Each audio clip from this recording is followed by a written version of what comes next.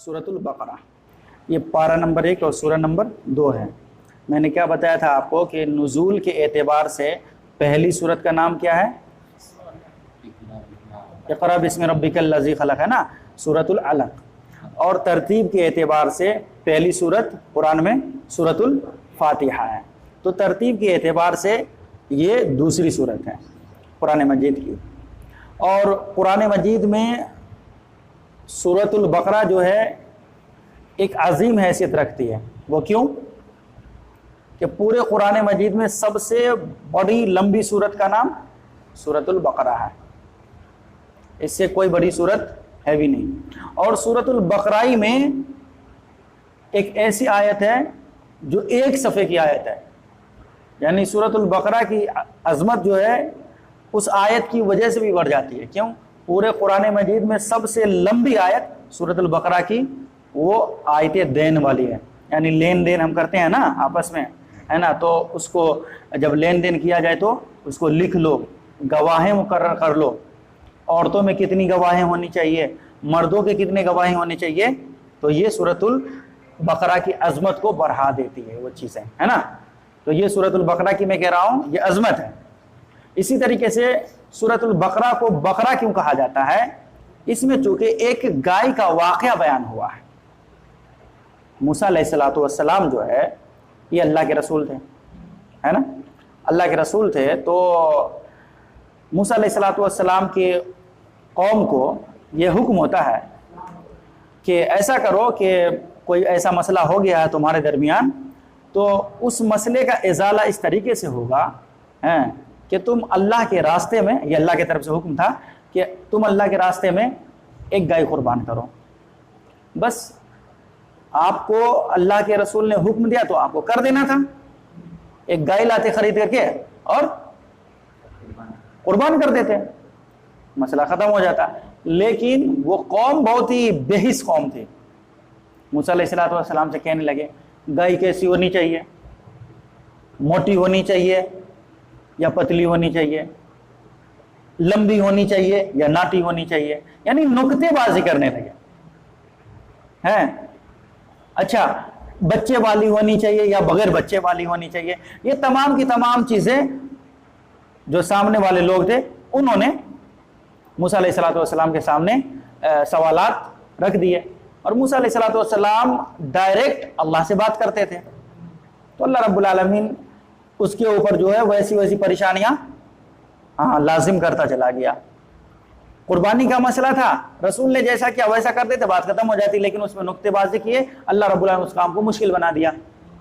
تو اس واقعے کی اہمیت کی وجہ سے اس سورت کا نام سورۃ البقرہ پڑ گیا۔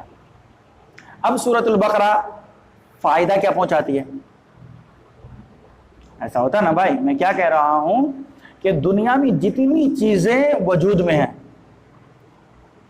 اللہ رب العالمین نے کسی نہ کسی مقصد سے ہی بنایا، بے مقصد کوئی بھی چیز پیدا اللہ رب العالمین نے کیا ہی نہیں۔ تو یہ قرآن مجید جو سب سے بڑی حقیقت ہے، یہ معجزہ ہے، یہ روحانی طور پہ بھی شفا ہے اور جسمانی طور پہ بھی شفا ہے۔ میں نے ڈاکٹر مالا علی کا آپ کو کل واقعہ بتایا تھا کہ وہ پوری قرآن نہیں پڑھتے، بس قرآن کی ایک چھوٹی سی آیت پڑھتے ہیں، وَنُنَزِّلُ مِنَ الْقُرْآنِ مَا هُوَ شِفَاءٌ وَرَحْمَةٌ لِّلْمُؤْمِنِينَ وَلَا يَزِيدُ الظَّالِمِينَ إِلَّا خَسَارًا۔ اور اللہ رب العالمین اس کی زبان میں اتنی تاثیر رکھا ہے کہ سامنے والا اگر اندھا ہے تو وہ صحیح ہو جاتا ہے، گونگا ہے تو بولنے لگتا ہے، بہرا ہے تو سننے لگتا ہے، لنگڑا ہے تو چلنے لگتا ہے۔ تو یہ کیا ہے؟ مومن کی مطلب دل کی آواز ہے یہ، اور مومن کا کانفیڈنس اپنے رب کے اوپر یہ بتاتا ہے۔ اسی طریقے سے قرآن مجید کے اوپر ہمارا یقین اور وشواس کتنا، اس چیز کو بھی یہ آیت بتاتی ہے۔ بسم اللہ الرحمن الرحیم، شروع کرتا ہوں اللہ کے نام سے، یا شروع اگر عورت پڑھ رہی ہے تو شروع کرتی ہوں اللہ کے نام سے، اور ایک ترجمہ کیا، شروع اللہ کے نام سے جو بڑا مہربان نہایت رحم والا ہے۔ جو بھی جیسے ترجمہ کرے میں ان تمام ترجمہ کو دل سے مانتا ہوں۔ الف لام میم، یہ الف لام میم کیا ہے؟ یہ الف لام میم کیا ہے؟ اس کو حروف مقطعات بولتے ہیں۔ کیا بولتے ہیں؟ مقطعات۔ مقطعات کا مطلب ہوتا ہے علیحدہ علیحدہ پڑھے جانے والے حروف۔ الف اگر الگ ہے، لام الگ ہے، میم الگ ہے۔ اور یہ ایسے حروف ہیں کہ جس کا معنی اللہ رب العالمین نے کسی کو بتایا ہی نہیں، نہ ہی جبریل امین کو، نہ ہی رسول امین کو، نہ ہی کسی مفسرین کو. آج تک اس کا معنی کسی مفسر نے کیا ہی نہیں ہے. یہ ایسے الفاظ ہیں الف لام میم. کوئی بھی ماں کا لال یہ بتا دے کہ الف لام میم کا معنی فلاں ہے، اللہ نے بتایا ہی نہیں ہے تو آپ کیسے معنی کریں گے؟ اور یہ قرآن مجید کی حقانیت کے لیے کافی ہے. اگر قرآن مجید میں ایک لفظ کا معنی اگر اللہ نہیں بتائے تو آج تک کسی کو پتا نہیں ہے، تو اس سے حقیقت والی کتاب اور کیا ہو سکتی ہے؟ واللہ اعلم بمرادہ، تمام مفسرین نے لکھا کہ اس کا اصل معنی اللہ ہی جانتا ہے، کوئی دنیا میں نہیں جانتا. تو الف لام میم جو ہے ایک کیا یہ حروف مقطعات ہے، اور اس سے قرآن کی حقانیت، سچائی اور قرآن کا معجزہ ہونا ثابت ہوتا ہے. اس کے بعد ہے ذالک الکتاب لا ریب فیہ، ہے نا. ذالک کا مطلب وہ ہوتا ہے، ذالک کا مطلب وہ ہوتا ہے، یہ ہوتا ہے نا. الکتاب، کتاب سے مراد قرآن مجید ہے نا. لا ریب، لا کا معنی نہیں، ریب کا معنی شک. معنی بتا رہا ہوں، غور کیجیے گا. قرآن میں دیکھیے، لا کا معنی نہیں، ریب کا معنی شک ہے نا. فیہ، اس میں، فیہ اس میں، ہدن ہدایت، ہدا کا معنی ہدایت، للمتقین، للمتقین، لی کا معنی لیے، اور متقین کا معنی متقی، پرہیزگار، تقوی اختیار کرنے والا. تو اس کا معنی کیا ہو جائے گا؟ الف لام میم ذالک الکتاب لا ریب فیہ، یہ ایسی کتاب ہے جس میں ذرہ برابر بھی شک نہیں ہے. اب بلا بتائیے کہ کوئی بھی ایسی کتاب ہم کو بتا دیجئے، آپ لوگ جس کتاب کو مطالعہ کر کے آئے ہیں، کیا کبھی اس کتاب کی پہلے لائن یہ بتاتی ہے کہ یہ ایسی کتاب لکھی گئی جس میں کوئی شک نہیں ہے؟ فضائل اعمال میں وہ تو اتنے غلط واقعات کے اوپر مشتمل کتاب ہے، شکوک سے بھری ہوئی کتاب ہے. تو لوگ چھوڑ دینا چاہیے نا، اللہ کی کتاب بغیر شک والی ہے. اگر کوئی بندہ ابھی آئے اور کہا السلام علیکم، ہم نے کہا وعلیکم السلام، کچھ باتیں کہنی تھی، ہم نے کہا جی کہیے. بولا میں ایسی باتیں کروں گا اس میں کوئی شک نہیں ہو. مطلب میں کیا سوچوں گا یہ پورا اوتھینٹک بندہ ہے، کچھ دیکھ کے ضرور آیا. تو یہ کتاب کیا کہہ رہی ہے کہ میرے پڑھنے والے سن لے، دیکھ لے. حقیقت یہی ہے کہ میرے اندر جتنے بھی واقعات ہیں وہ کوئی جھوٹی کہانیاں نہیں فضائل اعمال جیسی، بلکہ سچی حقیقت ہے. تو یہ کتاب ایسی اللہ نے نازل کیا ہے کہ اس کتاب میں کوئی بھی شک ذرہ برابر بھی موجود نہیں ہے. ہدن، یہ کتاب ہدایت ہے، للمتقین، کن لوگوں کے لیے؟ پرہیزگاروں کے لیے، اللہ کا تقوی اختیار کرنے والوں کے لیے، اللہ کا ڈر اپنے دل میں بٹھانے والوں کے لیے. ویسے تو قرآن سب کے لیے ہدایت ہے. ہدی للناس وبینات من الہدی والفرقان، یہ بھی سورۃ البقرہ کی آیت ہے کہ یہ تمام لوگوں کے لیے ہدایت ہے، چوروں کے لیے بھی، ڈاکوؤں کے لیے بھی، زانیوں کے لیے بھی، سب کے لیے، ہندوؤں کے لیے بھی، مسلموں کے لیے بھی، دیوبندیوں کے لیے، وہابیوں کے لیے، بریلویوں کے لیے، اہل حدیثوں کے لیے، ناصبیوں کے لیے، رافضیوں کے لیے، سب کے لیے، شیعوں کے لیے، سب کے لیے ہدایت ہے. لیکن یہ کتاب جو ہے اصل معنوں میں، حقیقت میں ہدایت یافتہ، نایاب کتاب اور فائدہ پہنچانے والی کتاب سب سے زیادہ کس کو ہے؟ متقی لوگوں کو، اللہ سے ڈرنے والے لوگوں کو، جو اللہ کا ڈر اپنے دل میں بٹھاتے ہیں. ان لوگوں کے لیے یہ کتاب کیا ہے؟ ہدایت کی کتاب ہے. تو یہ بات سمجھ میں آ گئی ہے نا. اب دیکھیے اس کے بعد جو ہے اللہ نے دوسری آیت ارشاد فرمایا کیا؟ الذین یؤمنون بالغیب. یہ کتاب، اب چونکہ یہاں بات ہو رہی ہے مومنوں کی، اس لیے یہ بات اللہ نے ارشاد فرمایا کیا؟ الذین یؤمنون بالغیب. الذین یؤمنون، جو لوگ، الذین کا مطلب جو لوگ، یؤمنون ایمان لاتے ہیں، یؤمنون کا معنی ایمان لاتے ہیں، بالغیب غیب کی باتوں پر. اب غیب کی بات کسے کہتے ہیں؟ جو چیزیں وجود میں ہے لیکن ہم اسے نہیں دیکھ سکتے ہیں، اس کے بارے میں تصور اس خیال سے نہیں کر سکتے ہیں، ہے نا، کہ ہم نے اب امیجن کر لیا جنت ہمارے حساب سے وہ جو میں نے بنگلہ دیکھا تھا نا وہاں، ہے نا، ویسی بنگلے کی طرح جنت ہے. تو یہ غلط ہے نا. اللہ کیا کہہ رہا ہے؟ اس آنکھ سے تم دیکھ نہیں سکتے، اس دل سے تصور نہیں کر سکتے جنت کیسی ہے، لیکن ایمان رکھنا ضروری ہے، یقین رکھنا ضروری ہے. تو جو یقین رکھتے ہیں غیب کی باتوں پر، اب میں اللہ کے بارے میں اللہ ایسا ہے اللہ ایسا ہوگا ویسا ہوگا، نعوذ باللہ، ہم کیسے کہہ سکتے ہیں؟ لیکن اللہ ہے مجھے یقین ہے، یہ غیب ہے. ہم نے اللہ کے فرشتوں کو نہیں دیکھا لیکن فرشتے تو ہیں، ہمیں یقین ہے، تو یہی غیب ہے. قبر کے عذاب کو ہم دیکھتے ہیں؟ نہیں دیکھتے ہیں، لیکن قبر میں عذاب ہوتا ہے، یہ یقین ہے. تو یہ کتاب ان لوگوں کے لیے ہدایت ہے جو غیب کی باتوں پر یقین رکھتے ہیں. آج کے سائنس کے اعتبار سے جو لوگ قرآن سمجھنا چاہتے ہیں، مطلب آج کے فزیکلی اعتبار سے، اپنے اعتبار سے، اپنے سائنس کے اعتبار سے، ارے جو باتیں ہیں دنیا میں سائنس کہتے ہیں مانیں گے ورنہ نہیں مانیں گے. جیسے دنیا کیا کہتی ہے کہ زمین گھومتی ہے، کیا کہتی ہے دنیا؟ زمین گھومتی ہے اور سورج اور چاند ایک جگہ رکا ہوا. قرآن کیا کہتا ہے؟ سورج اور چاند اپنے اپنے مدار میں تیر رہے ہیں، یہ زمین رکی ہے. اگر زمین رکی ہوئی نہیں ہوتی تو یہ پہاڑ کیسے کھڑے ہوتے ہیں؟ کیا اتنے مخلوقات کا کیا ہوتا؟ وہ پتا کیا چلتا؟ تو کبھی دریائے فرات، دریائے نیل، جو آج ابھی دریائے نیل مصر میں ہے، تو یہ اگر جگہ زمین گھومتی تو کبھی وہ فرانس میں پایا جاتا، کبھی امریکہ میں، کبھی انڈیا میں آ جاتا. ہوتا یا نہیں ہوتا؟ سائنسی اعتبار سے بھی یہ بات غلط ہے. تو بہرحال تو جو لوگ اسلام کو اپنے عقل سے سمجھنا چاہتے ہیں ان لوگوں کے لیے دین ہی نہیں ہے. پہلی بات تو میں یہی کہوں. کیسے قرآن کو سمجھ سکتے ہو؟ قرآن میں ایسے ایسے واقعات آئے ہیں، کیسے بھائی فرعون کی لاش، اور فرعون دیکھیں کتنا لمبا. آج کی سائنس ہمیں یہ بتا دے کہ انسان اتنا لمبا ہوا کرتا تھا. سائنس تو کیا کہتی ہے؟ پہلے انسان کیا تھا؟ کیڑے مکوڑے اس طریقے سے جانور کے روپ میں، بندر کے روپ میں، دھیرے دھیرے کھڑا ہو گیا تو انسان بن گیا.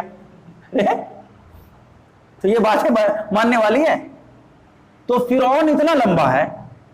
آج کے اعتبار سے آج سائنس کیا کہے کہ بھائی اتنا لمبا انسان ہو ہی نہیں سکتا، کوئی نہیں. دنیا کا سب سے ٹول مین لاؤ، سب سے لمبا آدمی، وہ بھی فرعون اتنا بڑا نہیں ہوگا. کیا کہہ رہے ہیں؟ تو یہ قرآن حقیقت کی کتاب ہے، تو حقیقت اس میں لکھا ہوا ہے. اور قرآن میں فرعون کا واقعہ ہے. قوم عاد و سمود کے بارے میں کیا آیا ہوا کہ بھائی وہ بہت طاقتور قوم تھی، ایسے ایسے پہاڑوں کے چٹانوں کو اٹھا لیتی اور دوسرے قوموں پر رکھ دیتی. اور قرآن مجید نے یہاں تک کہہ دیا کہ وہ اپنے ناخون سے نا ایسے کر کے ہاتھ سے اپنا گھر پہاڑوں کے جو چٹان ہے اس کو تراش کر کے بنا لیا کرتے تھے. اللہ بتائیے، یہ قرآن میں ہے. اور قرآن کو ہم اپنے سائنس کے اعتبار سے سمجھنا چاہ رہے ہیں، اپنے عقل کے اعتبار سے، تو یہ بات سمجھنے میں آنے والی نہیں ہے. جس پہاڑ کے چٹان کو آج کتنے توپ گولے، کتنی مشینیں لگانا پڑے، اور وہ کوئی بندہ ایسے ہاتھ سے کیسے اکھاڑ لے گا؟ روئی تھوڑے ہے، وہ تو چٹان ہے، پہاڑ ہے. تو یہ بات سمجھ میں ہرگز نہیں آنے والی ہے. اس لیے اللہ رب العالمین نے کیا فرمایا؟ الذین یؤمنون بالغیب، جو کہ قرآن مجید کے اندر جتنے بھی واقعات بیان کیے گئے ہیں، غیبی خبریں دی گئی ہیں، ان تمام باتوں کے اوپر ایمان رکھتے ہیں. کتاب ان لوگوں کے لیے ہدایت ہے. وَيُقِيمُونَ الصَّلَاةَ، اور کیا کرتے ہیں؟ یہ کتاب کن لوگوں کے لیے ہدایت ہے؟ جو نماز قائم کرتے ہیں. یہ دیکھیے بہت ہی عظیم شے ہے جس میں ہم لوگ پیچھے ہیں، یقیمون الصلاۃ. انسان، اچھا ایک بات بتائیے، اسلام کے کتنے ارکان ہیں؟ 5. پہلی چیز لا الہ الا اللہ محمد رسول اللہ، شہادتین کی گواہی. دوسری چیز نماز، اقام الصلاۃ. دیکھیے آپ گھر میں داخل ہوئیے اور آپ کا کام شروع ہو جائے. آپ کسی کمپنی میں جاب کرنے کے لیے انٹر ہوئیے اور آپ کا کام شروع ہو جائے. کام کرنا پڑے گا آپ کو. اگر کام نہیں کریں گے تو کمپنی میں رکھے گا؟ کوئی یہاں کھانا بنانے آتا جماعت خانے نیچے میں، اور وہ آ کر کے مزے لے، یار مزہ آنا، یار سر درد ہے یہ ہے، اور ہمارے مہمان باہر ہیں، کیا ہم کہیں گے؟ بھائی صاحب تھوڑا مزے کم لو، کام کرو جلدی، مہمان بھوکے. کہیں گے یا نہیں کہیں گے؟ اور وہ کہ نہیں یار کر دوں گا. ہم کیا بولیں گے؟ آپ تو چلے جائیے، ہم دوسرے کو لے آتے ہیں. قرآن کہہ رہا یقیمون الصلاۃ، ایمان لائے ہو تو عمل کر کے دکھانا پڑے گا. اگر عمل نہیں کرو گے تو قرآن کہہ رہا کہ ہم تمہیں مٹا دیں گے، دوسری قوم کو ہدایت دیں گے، اور اس کے ذریعے سے اللہ اپنے دین کا کام لے گا. آج ہم اتنے ذلیل ہو رہے ہیں کتنے لاکھوں کروڑوں اربوں کی تعداد میں تو کیوں ہو رہے ہیں ہم کہ شہادتین کی گواہی تو ضرور دیتے ہیں لیکن عمل کرتے کچھ نہیں کرتے. سیم اسی طریقے سے کہ ہم تو کالج میں ایڈمیشن ضرور لے لیے لیکن کتاب پڑھتے نہیں پڑھتے, صرف ادھر ادھر کر کے آ جاتے ہیں. تو ویسی ہے مسلمان کیا نماز بھی قائم نہیں کرتا اور گناہیں بھی خوب کرتا ہے, گناہیں عظیم کر لیتا ہے, زنا کرتا ہے, جھوٹ بولتا ہے اور دھوکہ دھڑی کرتا ہے, جس کے بارے میں رسول کہتے ہیں من غش فلیس منا, جو دھوکہ دے وہ ہم میں سے نہیں ہے. من تشبہ بقوم فہو منہم, اگر کسی قوم کی کوئی مشابہت اختیار کرتا ہے, آج میں بال بنوایا ہوں مان لیجئے تو میں کہوں آ کر کہ میں تو سلمان خان جیسا بال بناؤ بھائی, میں تو سلمان خان جیسا بال بنوایا. میں کپڑے خریدوں, میں نے اس کپڑے کو اس لیے لیا نا کہ یہ نا وہ شیوراج جی چوہان پہن کے آئے تھے. یہ میں آپ کو مثال دے رہا ہوں کہ شیوراج جی چوہان پہن کے آئے تو میں اس لیے لے رہا ہوں, ہے نا, میرا آئیڈیل تو وہ ہے. تو کیا ہوگا معلوم ہے, ہم اسلام کی شرائط پہ عمل نہیں کر رہے ہیں. جب شرائط پہ عمل نہیں کر رہے ہیں تو ہم اسلام کے اندر نہیں مانے جائیں گے. یاد رکھیے, کس کی نظر میں؟ اللہ کی نظر میں. تو ہم نمازیں قائم نہیں کر رہے ہیں نا, ہمارا آئیڈیل, ہماری آئیڈیولوجی اور ہمارا آئیڈیل کوئی اور بندہ ہے. یہ بات حقیقت ہے, یہ نہیں ہے. حالانکہ ہمارا آئیڈیل کون تھا؟ محمد رسول اللہ صلی اللہ علیہ وسلم. قرآن نے کیا کہا؟ لقد کان لکم فی رسول اللہ اسوۃ حسنہ, لقد کان لکم فی رسول اللہ اسوۃ حسنہ. ہم نے رسول کی زندگی کو تمہارے لیے نمونہ بنایا ہے, آدرش بنایا ہے رسول کو, ہے نا. آئیڈیولوجی اگر اختیار کرنی ہے تو کس کی اختیار کرنی ہے؟ محمد رسول اللہ صلی اللہ علیہ وسلم کی. کوئی ایک شخص بتا دے کبھی رسول اللہ صلی اللہ علیہ وسلم نے ایک بھی نماز چھوڑی ہو تو پھر کام آئیڈیولوجی اختیار کر رہے ہیں. کبھی کوئی ایک شخص بتا دے رسول اللہ صلی اللہ علیہ وسلم کبھی جھوٹ بولے ہو, کوئی ایک شخص بتا دے اللہ کے رسول نے اپنوں کو تو چھوڑو غیروں کو دھوکہ دیا ہو. کوئی ایک شخص بتا دے کہ رسول اللہ صلی اللہ علیہ وسلم کی زبان سے ایک نازیبہ الفاظ گالی گلوچ کے الفاظ میں نکلے ہوں؟ نعوذ باللہ. میں کہہ رہا ہوں اگر کوئی بندہ ایسا کرتا ہے اور وہ مسلمان ہے تو اللہ کی قسم ہے وہ مسلمان ہرگز نہیں ہے. کیا کہہ رہے ہیں؟ تو رسول اللہ صلی اللہ علیہ وسلم کی آئیڈیولوجی ہم اپنا رہے ہیں؟ نہیں اپنا رہے. کیوں؟ صرف شہادتین کی گواہی دے رہے, لا الہ الا اللہ محمد رسول اللہ پڑھ لیے, اس کے بعد اقامۃ الصلاۃ نماز قائم نہیں کر رہے ہیں. تو یہ کتاب ہمارے لیے ہدایت بنے گی؟ آپ ہی بتائیے. بنے گی؟ نہیں بنے گی. کیوں نہیں بنے گی؟ اس لیے کہ ہم اس کتاب کے اوپر عمل ہی نہیں کر رہے ہیں. جیسے کالج میں آپ ایڈمیشن لے لیجئے اور نہیں پڑھیے گا اور ایگزام کا ٹائم آئے گا تو پاس ہو جائے گا؟ فیل ہو جائے گا, کیونکہ آپ نے کبھی سیلیبس کو کھول کے دیکھا ہی نہیں ہے, عمل کیا ہی نہیں ہے, تو اس لیے آپ کا رزلٹ جو ہے فیلئر کے لسٹ میں آئے گا. تو قرآن کہہ رہے ہیں یقیمون الصلاۃ, نماز قائم کرتے ہیں. اچھا ایک بات میں اور بتا دیتا ہوں, نماز قائم کرتے ہیں, نماز کیسے قائم کرتے ہیں؟ یہ سوال ہے یا نہیں ہے؟ نماز کیسے قائم کرتے ہیں؟ اچھا نماز کس وقت میں قائم کرتے ہیں؟ نماز کس وقت میں قائم کرتے ہیں؟ کیوں میں بتا رہا ہوں, کچھ لوگ ایسے بھی ہے تو کیا کہتے ہیں, ارے یار صرف قرآن پڑھ لو, حدیث پڑھنے کی کیا ضرورت ہے؟ حدیث پڑھنے کی کیا ضرورت ہے؟ صرف قرآن پڑھ لو, قرآن میں سارا مسئلہ حل ہے. بھائی جو قرآن پڑھے گا اس کو حدیث پڑھنا ہی پڑے گا. نہیں تو میں چیلنج کے ساتھ یہ کہنا چاہ رہا ہوں تمام منکرین حدیث سے کہ بھلا بتاؤ, اللہ نے کہا یقیمون الصلاۃ, نماز قائم کرتے ہیں, کتنے وقت کی کرتے ہیں؟ قرآن تو یہ نہیں بتاتا. اچھا وَيُقِيمُونَ الصَّلَاةَ کس وقت میں کرتے ہیں؟ نماز کی شروعات فجر سے یا ظہر سے ہے؟ پہلی نماز فجر ہے یا ظہر ہے؟ اچھا تو ظہر کا نام قرآن میں کیوں نہیں ہے؟ وَيُقِيمُونَ الصَّلَاةَ ظہر ہونا چاہیے نا, جو ظہر کی نماز قائم کرتے ہیں, ایسا تو نہیں ہے قرآن میں. تو نہ ہی وقت کا پتہ ہے قرآن میں, ہے نا, کہ اس ظہر کا وقت یہ ہے, اور نہ ہی کتنے رکعت قائم کرتے ہیں, یہ بھی قرآن میں نہیں ملے گا. اچھا قرآن مجید تو کہہ دیا نماز قائم کرتے ہیں, لیکن نماز 4 رکعت کی ہے تو 2 رکعت میں بیٹھیں گے یا نہیں بیٹھیں گے؟ یہ بتاتی ہے قرآن؟ بتاتا ہے قرآن؟ نہیں. بھلا بتائیے. اچھا نماز میں کون کون سی دعائیں پڑھتے ہیں؟ یہ قرآن بتاتا؟ نہیں بتاتا. اس کے لیے ہمیں کہاں جانا پڑے گا؟ حدیث میں محمد رسول اللہ صلی اللہ علیہ وسلم کو اپنا آئیڈیل اور اس کی آئیڈیولوجی ہمیں ان کی آئیڈیولوجی ہمیں اپنانا پڑے گا، صحابہ کا طریقہ اپنانا پڑے گا. تو وَيُقِيمُونَ الصَّلَاةَ، اور وہی لوگ ہدایت یافتہ ہے، وہی لوگ اس قرآن سے فیضیاب ہو سکتے ہیں جو لوگ نماز قائم کرتے ہیں. وَمِمَّا رَزَقْنَاهُمْ يُنْفِقُونَ، اور یہ کتاب ان لوگوں کے لیے ہدایت ہے جو کہ اللہ رب العالمین نے اس کو جتنا رزق دیا اس میں سے خرچ بھی کرتے ہیں. یہ بہت بڑی بات ہے. آج ہم سب کماتے ہیں، ہمارے گھر کے بغل میں اگر کوئی غریب ہے اس کا خیال نہیں کرتے ہیں. وَمِمَّا رَزَقْنَاهُمْ يُنْفِقُونَ، قرآن کیا کہہ رہا؟ یہ کتاب ان لوگوں کے لیے ہدایت بنے گی جو اللہ کے غریب بندوں پہ خرچ کرنے والے ہیں، ہے نا. آج مسلمان سوسائٹی کا جائزہ لے لیجیے نا. اگر آپ کے بھائی کی شادی ولیمہ ہے، اگر مان لیجیے میں آپ کی ذات کا نہیں ہوں، یہ تو ذات کا مسئلہ چل رہا ہے اس لیے میں مثال دے رہا ہوں، آپ کی ذات کا نہیں ہوں تو آپ کا بھی مجھے لفافہ دو گے؟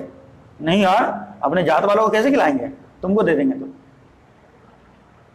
قرآن ذات پات کو مٹا دیا.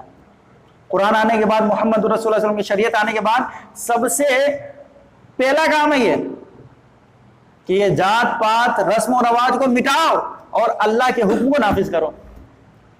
تمام کے تمام لوگ، قرآن کیا کہہ رہا ہے کہ دیکھو یا ایھا الناس انا خلقناکم من ذکر و انثی وجعلناکم شعوبا وقبائل لتعارفوا، کہ دیکھو لوگوں میں نے تمہیں ایک ہی ماں باپ سے پیدا کیا ہے.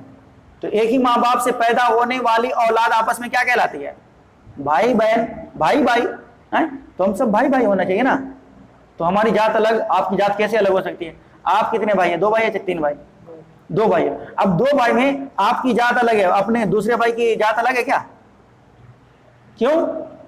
کیونکہ ایک ہی ماں باپ کی اولاد ہے. کیسے ذات؟ ارے ایک ماں باپ کی اولاد تو چھوڑو، آپ کے چچا زاد بھائی ہے، آپ کی پھوپھی زاد بھائی ہے، خالہ زاد بھائی ہے، ان کی بھی ذات الگ نہیں ہے. تو یہ تو ہم ایک ہی ماں باپ کے اولاد ہیں. تو ہمیں ذات، رسم و رواج کو مٹانا ہے. سب سے پہلے اس کام کو انشاءاللہ کرنا ہے. تو اور اللہ کے نیک بندوں پہ، اللہ کے غریب بندوں کو ہے نا اپنے مال و زر سے جتنا اللہ نے ہمیں دیا ہے استطاعت کے مطابق جو ہے خرچ کرنا ہے. یاد رکھیے، خرچ کرنا ہے انشاءاللہ. تو اللہ رب العالمین جو ہے قرآن خود کہہ رہا ہے کہ اگر تم اللہ کے راستے میں خرچ کرو گے لَأَزِيدَنَّكُمْ، اور میں دوں گا، اور میں دوں گا، اتنا دوں گا تم سنبھال نہیں پاؤ گے، ہے نا. تو اس چیز کو دیکھیے. اس کے بعد وَالَّذِينَ يُؤْمِنُونَ بِمَا أُنزِلَ إِلَيْكَ وَمَا أُنزِلَ مِن قَبْلِكَ وَبِالْآخِرَةِ هُمْ يُوقِنُونَ. دیکھیے یہ بہت بڑی بات ہے. اور یہ قرآن ان لوگوں کے لیے ہدایت ہے جو لوگ، والذین کا معنی اور جو لوگ، یؤمنون ایمان لاتے ہیں، بما انزل الیک، اے رسول جو آپ کے اوپر نازل ہم نے کیا ہے. رسول کے اوپر کیا نازل کیا ہے؟ قرآن مجید. اور قرآن مجید کے اندر کیا نازل ہوا؟ یہ تمام کے تمام احکامات. کون سے کام کرنے، کون سے کام نہیں کرنے، کس واقعے سے ہمیں کیا سبق لینا ہے. تو جو آپ کے اوپر نازل کردہ چیزوں پر ایمان رکھے وہی اس کتاب سے فیضیاب ہو سکتا ہے. اور یہ کتاب ان لوگوں کے لیے ہی ہدایت بن سکتی ہے، ورنہ تمام لوگوں کے لیے نہیں. ہم ایمان تو لے آئے اور اپنے من سے چل رہے ہیں تو ہمارے لیے یہ کتاب ہدایت نہیں بن سکتی ہے. ہاں دیکھیے اس کے بعد اتنی باتیں، وما انزل من قبلک، اور جو آپ سے پہلے ہم نے تمام کے تمام نبیوں کے اوپر نازل فرمائے. نوح علیہ السلام کے اوپر جو بھی چیزیں نازل ہوئی، جب تک کہ آپ ان چیزوں کو نہیں مان لیتے، ایمان نہیں لاتے ان چیزوں کے اوپر، پھر بھی آپ مسلمان نہیں ہیں. اسی طریقے سے ابراہیم علیہ السلام گزرے ہیں، موسیٰ علیہ السلام، عیسیٰ علیہ السلام، ہے نا. ان تمام نبی اور جتنے بھی انبیاء کرام اللہ رب العالمین نے نازل کیا، ان تمام کی تمام شریعت کو جب تک ہم نہیں مان لیتے ہیں، یہ یقین کر لیتے ہیں کہ اللہ رب العالمین سے نبی بنایا تھا، برحق نبی تھے، اور ان کے اوپر جو بھی چیزیں نازل ہوئی وہ چیزیں حق تھی، اس وقت تک کوئی مسلمان ہو سکتا نہیں ہو سکتا. اب رہا مسئلہ، ایک مسئلہ میں بتا دوں ملک کے اعتبار سے. کوئی کیا کہتے ہیں، رام چندر جی کیا تھے؟ اللہ کے نبی تھے، ہے نا. ہندو میں یا سنسکرت میں بولتے ہیں پروکتا بولتے ہیں نا، پروکتا تھے، اللہ کے پروکتا تھے، دیودوت اس کو بولتے ہیں، یا پھر کیا بولتے ہیں وہ اپنے ہندی میں سمجھ لیجیے گا. اب اگر رام چندر جی واقعی اللہ کے نبی تھے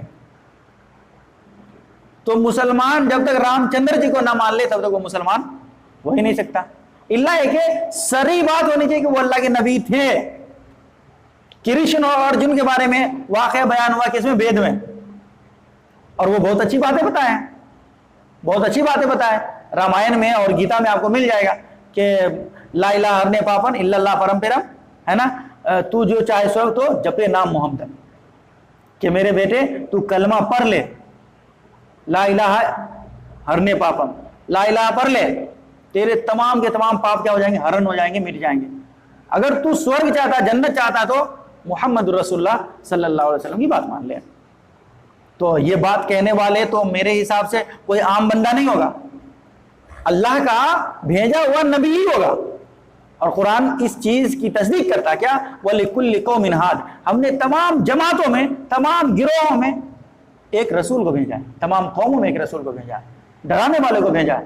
تو ہو سکتا ہے اگر وہ واقعی اللہ کے رسول اور اللہ کے نبی تھے تو سب سے پہلے تو میں ایمان لاتا ان تمام نبیوں کے اوپر، ہے نا۔ اللہ کے رسول کی حدیث بھی ہے، قُلْ آمَنْتُ بِاللَّهِ وَمَلَائِكَتِهِ وَكُتُبِهِ وَرُسُلِهِ، کہ تو کہہ کہ میں اللہ پر ایمان لایا، اللہ کے تمام فرشتوں پر ایمان لایا، اللہ کے تمام کتابوں پر ایمان لایا، اللہ نے جتنے رسولوں کو بھیجا تمام رسولوں پہ ایمان لایا۔ اگر وہ اللہ کے رسول تھے تو ہم آلریڈی اس کو اپنا رسول مانتے ہیں، ہے نا۔ لیکن مسئلہ یہ ہے کہ اب جو چاہے محمد الرسول اللہ صلی اللہ علیہ وسلم کے نازل ہونے، بعثت ہونے کے بعد کہ کوئی رام چندر جی کی آئیڈیولوجی کو اپنائے تو ہم اس چیز کو نہیں مانتے۔ کیوں؟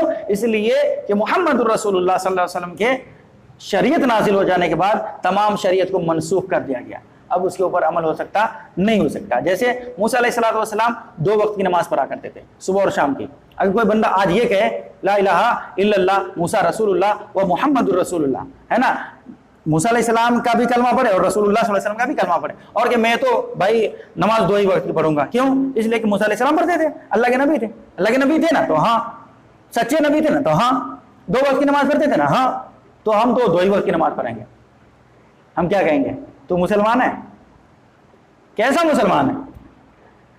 ہاں ضرور بھی ضرور، موسیٰ علیہ السلام 2 وقت کی نماز پڑھتے تھے، لیکن جب اللہ کے رسول صلی اللہ علیہ وسلم کی بعثت ہوئی تو آپ صلی اللہ علیہ وسلم کے اوپر کتنے اوقات کی نماز فرض ہو گئی؟ 5 اوقات کی نماز۔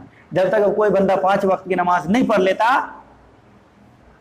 مسلمان ہو سکتا نہیں ہو سکتا۔ تو تمام شریعتیں کیا ہو گئی؟ منسوخ ہو گئی۔ اور یاد رکھیے ایک چھوٹی سی بات میں بتا دیتا ہوں، جب نبی رسول جس کا مقام اللہ کے پاس بہت زیادہ ہے، ہاں، وہ اللہ سے باتیں کیا کرتے تھے موسیٰ علیہ السلام ڈائریکٹ، جب ان کی شریعت منسوخ ہو سکتی ہے تو امام ابو حنیفہ کی شریعت محمد رسول اللہ کی شریعت کے سامنے کیسے ٹک سکتی ہے؟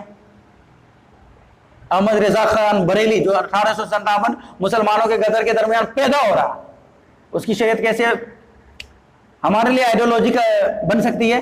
ہرگز نہیں۔ تو سب سے بڑے امام محمد رسول اللہ صلی اللہ علیہ وسلم کی شریعت آنے کے بعد تمام شریعت کیا ہو گئی؟ منسوخ ہو گئی۔ اس کے بعد اللہ رب اللہ نے فرمایا اولئک علی ھدی من ربہم، اولئک مطلب یہ لوگ، یعنی جو لوگ اللہ پر ایمان لے آئے اور رسول پر ایمان لائے، تمام کتابوں پر ایمان لے آئے، جتنی اللہ رب اللہ نے جو چیزیں بھی نازل فرمایا ان تمام چیزوں پر ایمان لے آئے، تو ان کے بارے میں اللہ کیا کہہ رہا ہے؟ جو لوگ غیب پر ایمان رکھتے ہیں، نماز قائم کرتے ہیں، ہے نا، جو لوگ اس کتاب کو بالکل پاک اور صاف مانتے ہیں، اللہ کا معجزہ مانتے ہیں، اس میں کوئی غلطی نہیں ہے، یہ مانتے ہیں کہ کوئی بھی غلطی نہیں ہے، اور ہمارا ایمان ہے کہ ہماری باتوں میں تو غلطی ہو سکتی ہے، اللہ کے کلام میں غلطی ہرگز نہیں ہے، نعوذ باللہ، ہے نا۔ تو اولئک علی ھدی من ربہم، تو وہ اپنے رب کے پاس ہدایت یافتہ ہے۔ کیا ہے؟ ہدایت یافتہ ہے۔ دیکھیے بس اتنی چیزوں پہ ایمان لے آئیے اور ہدایت یافتہ قرآن کی اس آیت کے ضمن میں بن جائے۔ اولئک علی، اولئک کا مطلب وہ لوگ، ہے نا، یا یہ لوگ علی ھدی من ربہم، اپنے رب کے پاس، من ربہم کا مطلب اپنے رب کے پاس، علی ھدی کس چیز کے اوپر ہے؟ ہدایت پر ہے، ہدایت یافتہ ہے۔ واولئک، اور یہ لوگ هم المفلحون، آخرت میں کامیاب بھی ہونے والے ہیں، دنیاوی اعتبار سے بھی یہ لوگ کامیاب ہیں اور اخروی اعتبار سے بھی یہ لوگ کامیاب ہیں، ہے نا۔ اس کے بعد ہے بس ایک آیت ہے نا، ان الذين كفروا سواء عليهم انذرتهم ام لم تنذرهم لا يؤمنون، مگر بے شک جو لوگ، انا کا مطلب بے شک، الذين جو لوگ، کفروا کفر کر لیے، یعنی ان باتوں کو جو اوپر بیان ہوئی ہے ان باتوں کو نہیں مانتے ہیں، تو اس نے کیا کر دیا؟ انکار کر دیا، تو کفر اختیار کر لیے۔ سواء، وہ برابر ہے، علیہم سواء علیہم انذرتهم ام لم تنذرهم، برابر ہے ان کو ڈرانا یا نہیں ڈرانا۔ جو لوگ آ کر کے بولے بھائی میں تو ان چیزوں کو نہیں مانتا ہوں، نہیں مانتا ہوں، نماز پڑھے یہ کرے وہ کرے، میں تو نہیں مانتا ہوں، بھینڈے جیسی باتیں کریں، اس کو سمجھانا اور نہ سمجھانا برابر ہے، کیا کہیں گے؟ ہم ہی اگر ایسے بندے کو سمجھانے لگے تو آپ کیا کہو گے؟ ارے بھینس کے سامنے بھیم بجانے سے کیا ہوگا عالم صاحب؟ کہیں گے یا نہیں کہیں گے؟ تو قرآن کہہ رہا جو لوگ اللہ کی کسی بھی بات کے انکار کرتے ہیں، چاہے چھوٹی سی بات ہو یا بڑی بات ہو، رسول کی ایک سنت ہو یا پوری سنتیں ہو، اگر کوئی انکار کرتا ہے تو پھر وہ اس کا سمجھانا اور نہ سمجھانا کیا ہے؟ برابر ہے، لا یؤمنون، وہ ایمان لانے والے نہیں ہیں۔ ختم اللہ علی قلوبہم، کیوں نہیں ایمان لائیں گے؟ ختم اللہ، اللہ نے مہر لگا دیا، علی قلوبہم، ان کے دلوں پر۔ قلوب کا معنی دل، ختم کا معنی اسٹمپ، مہر۔ ختم اللہ علی کا معنی پر ہے نا، ختم اللہ علی قلوبہم، ان کے دلوں پر اللہ نے کیا کر دیا؟ تھپا لگا دیا، مہر لگا دیا ہے۔ وعلی سمعہم، اور وہ اللہ نے ان کے کانوں پہ بھی مہر لگا دیا۔ کیوں؟ دل تصور نہیں کر سکتا ہے اور کان حقیقت سن نہیں سکتا۔ اسی طرح وعلی ابصارہم، اور ان کی آنکھوں پہ بھی مہر ہے، ان کی آنکھوں پہ بھی مہر ہے، وہ حقیقت کو نہیں دیکھ سکتا۔ غشاوۃ، پردہ ہے نا۔ وَلَهُمْ عَذَابٌ عَظِيمٌ، اور ان لوگوں کے لیے کیا ہے جو لوگ اللہ کی آیتوں کا انکار کرتے ہیں، رسول کی سنتوں کا انکار کرتے ہیں، ایسے لوگوں کے لیے کیا ہے؟ دردناک عذاب ہے۔ کیا ہے؟ دردناک عذاب ہوگا۔ اس لیے ہم چاہے چھوٹی سنت ہو یا بڑی سنت ہو، ہے نا، ان تمام سنتوں کے اوپر عمل بھی کریں اور دوسروں کو ان سنتوں کے بارے میں بتائے بھی۔ اور سب سے اہم چیز میں آپ کو جو بتا رہا ہوں وہ یہ کہ چاہے ہمارے خلاف ہی کوئی سنت کیوں نہ ہو،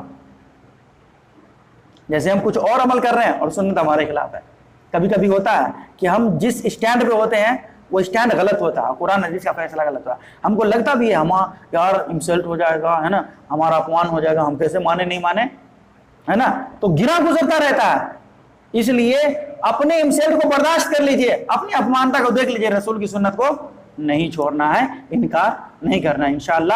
تو یہ کتاب ان تمام لوگوں کے لیے ہدایت یافتہ کتاب ہے جو لوگ اللہ کی تمام باتوں پر ایمان لاتے ہیں اور اس قرآن مجید کو بالکل پاک، صاف اور سچی اور اچھی کتاب سمجھتے ہیں، جو لوگ اپنی زندگی میں اس کتاب کو لاگو کرتے ہیں۔ یاد رکھیے یہ بھی اہم بات ہے کہ ہم لوگ قرآن تو پڑھتے ہیں، قرآن کا ترجمہ تو سنتے ہیں، بار بار نہیں 100 بار سنتے ہیں، لیکن زندگی میں لاگو نہیں کرتے ہیں۔ تو جب تک لاگو نہیں کریں گے یہ کتاب آپ کو فائدہ پہنچانے والی نہیں ہے۔ سیم اسی طریقے جس طریقے سے ڈاکٹر دوا دیتا ہے، جب تک ہم اس دوا کو کھاتے نہیں ہیں، لیتے نہیں ہیں، تب تک وہ دوا فائدہ پہنچاتی نہیں پہنچاتی۔ محض جیب میں رکھنے سے دوا فائدہ پہنچا سکتی نہیں پہنچا سکتی۔ اسی طریقے سے صرف قرآن کو جو ہے صرف زبان پہ رکھنے سے فائدہ قرآن نہیں پہنچائے گا، ہے نا۔ تعویذ بنا کر کے پہننے سے قرآن فائدہ نہیں پہنچائے گا، گھر میں آیتیں لکھ کر کے ٹنگ مارنے سے قرآن فائدہ نہیں پہنچائے گا، بلکہ یہ قرآن پڑھنے کی کتاب ہے، تو اس کو پڑھا جائے، سمجھا جائے انشاءاللہ۔ اللہ رب العالمین ہم تمام لوگ تمام مذکورہ باتوں کو سمجھنے کی توفیق عطا فرمائے، آمین۔ سبحان رب العزت عما یصفون وسلام علی المرسلین، الحمد للہ۔